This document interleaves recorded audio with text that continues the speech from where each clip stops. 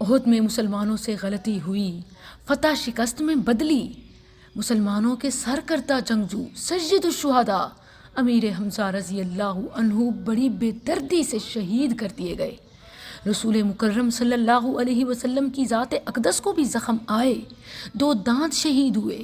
آپ صلی اللہ علیہ وسلم بے ہوش ہو کر ایک گھاٹی میں گر گئے۔ جو ہی ہوش سنبھالا تو بے ساختہ زبان اطہر سے نکل گیا، کیف یفلح قوم شجوا نبیہم وکسروا رباعیتہ وہو یدعوہم الی اللہ فانزل اللہ عز وجل لیس لک من الامر شیء۔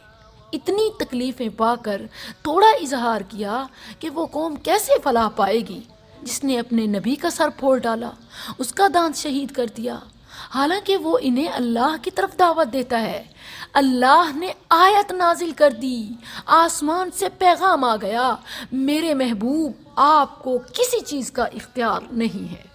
صلی اللہ علیہ وسلم نے دیکھا کہ میں نے انہیں منع کیا تھا اپنی جگہ نہ چھوڑنا، چوکیوں سے نہ اترنا، غلطی ہوئی، جیتی جتائی جنگ ہارے، اور آپ نے غیر مسلموں کے لیے صرف اتنا کہا کہ یہ کیسے کامیاب ہو سکتے ہیں جنہوں نے اپنے نبی کا یہ حال کر دیا۔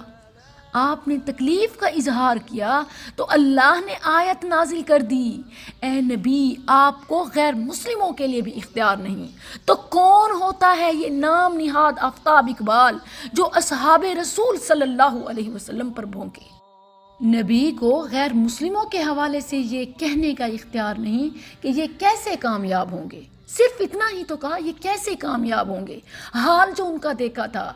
مگر آفتاب اقبال یہ بھونکتا ہے ہمارے اصحاب پر، اصحاب رسول صلی اللہ علیہ وسلم پر۔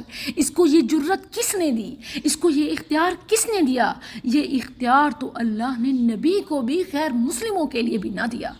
فرما دیا لیس لک من الامر شیء، محبوب آپ کو کسی چیز کا اختیار نہیں۔ اس کو یہ کہنے کی جرت اس لیے ہوئی کہ عوام اسے دیکھتے ہیں، سنتے ہیں، محبت کرتے ہیں، تو بائیکاٹ کریں اس محبت کا، اس ویوز کا، اس کے چینل کا۔ ہم مزید اسے اسکرین پر نہیں دیکھ سکتے، بلاک کریں، بین کریں، احتجاج کریں۔ یہ بغض صحابہ ہے، یہ بغض رسول صلی اللہ علیہ وسلم ہے، یہ بغض رب تعالی ہے۔ پیمرا کو چاہیے کہ نوٹس لے، حکومت آنکھیں کھولے، اپنے ملک کی اور ملی ذمہ